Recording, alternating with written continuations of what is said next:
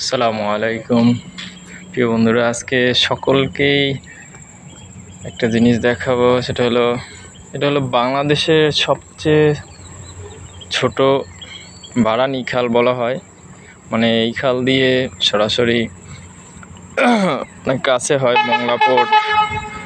এই যে দেখুন, এই জাহাজটি মংলা পোর্টের দিকে যাচ্ছে। এখন এটা একটা গ্যাসের জাহাজ সম্ভবত।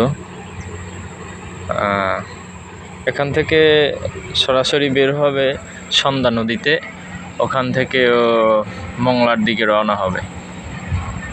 দেখুন, সামনে একটা নৌকা ছিল, আল্লাহ বাঁচায় দিছে। দেখুন নদীর পানিগুলো সব টেনে নিয়ে যাচ্ছে।